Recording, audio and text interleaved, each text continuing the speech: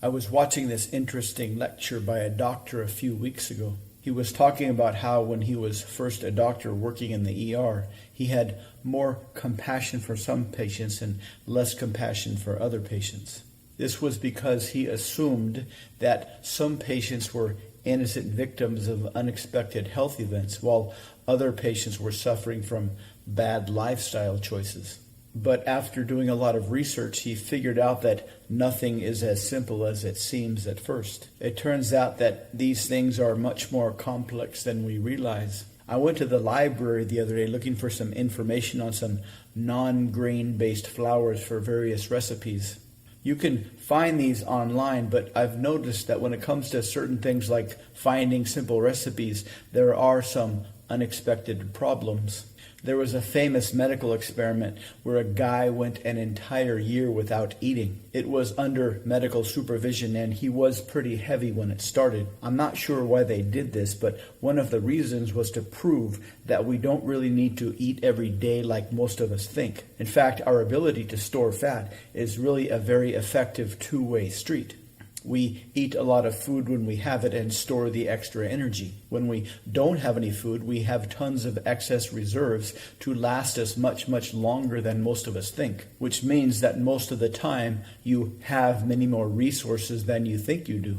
But we live in a modern society where everything is instant, and if we have to wait more than a few minutes for something, we feel like something's wrong. Most people just can't withstand hunger for very long before starting to get worried that something bad might happen. But for the longest stretch of human history, our natural state was to want. Our natural state was to have unmet desires and to spend all of our time figuring out how we were going to satisfy our unmet desires. You may even say the whole reason behind human creativity and invention is to satisfy desires in a more effective and efficient way. The ideal scenario is when we have a desire and we think about that desire sometimes for days before being able to figure this out. One of the biggest problems in modern times is our inability to delay gratification. In the old days, we had no choice. Our environment did the delaying of our gratification. Today, we must do it ourselves. If you can learn to delay gratification, this can lead to a lot of social and financial success. If you can't delay gratification, then that might lead to social, financial, and health ruin. They've recently discovered some ancient manuscripts from the High Middle Ages, written by a wizard, or at least somebody who was recognized at the time as a wizard. One of the things that happened between the early Middle Ages and the High Middle Ages was the seed ratio. In the early Middle Ages, around 1000 AD, if you planted 100 seeds, you would only get enough plants to provide 200 seeds, meaning whatever you planted, you could only eat half. You had to save half of what you produced so you could plant more stuff. But by the High Middle Ages, around 1300 AD, they had increased the ratio to 4-to-1, meaning you could plant 100 seeds and get enough plants to produce 500 seeds. The stuff you could eat was 4 times greater than the stuff you planted. These ancient manuscripts written by this wizard explains how. They come from an area that flourished during the Carolingian Renaissance. During that time, this wizard had the idea to appease the gods of the earth and the gods of the sky. This was during a time when most people in Europe were still pagans. Between the end of the Roman Empire and the end of the High Middle Ages, there was still a lot of pagans in Europe. This wizard sacrificed 1/10 of the crops to the gods of the sky by burning them. This wizard also sacrificed 1/10 of the livestock by sacrificing them and then bleeding them into the earth. At the time, they thought this was magic. But it turns out that burning crops and pouring animal blood into the soil is a fantastic way to increase the fertility of the soil. Only at the time, they thought this was magic.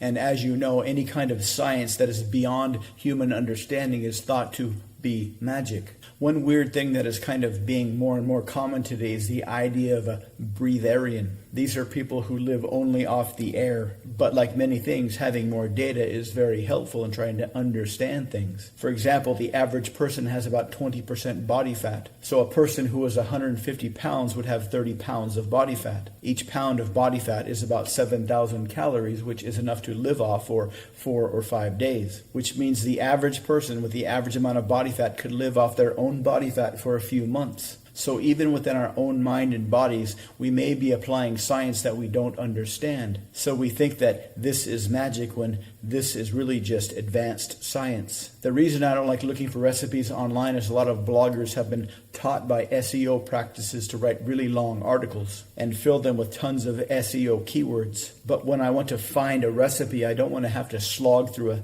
2,000-word essay on how to bake bread with almond flour. He started to realize that some people that are overweight have metabolic syndrome and some don't. And some people who are skinny have metabolic syndrome and some don't. Many doctors are starting to realize that eating a diet of processed grains and sugars is more dangerous than how much you actually weigh.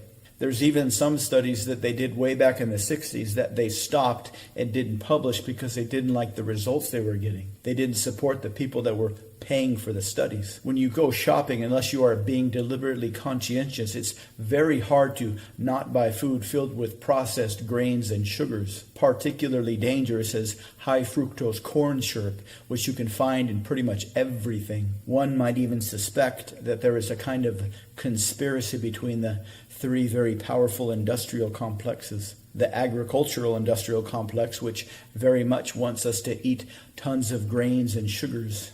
The medical industrial complex that wants to sell us overpriced drugs to fix the problems caused by the agricultural industrial complex. And the advertising industrial complex, which wants us to obediently watch TV and allow ourselves to be brainwashed by pharmaceutical ads with the same basic structure, to lull us into complacency with silly TV shows and blast us with ads that have the same basic structure. If you have a problem, you should go see your doctor and he'll give you some pills that will fix you right up. It's almost as if we are the soil and the industrial complexes are the farmers, and they are seeing how much profits they can grow from us by keeping us as complacent and brainless and asleep as possible.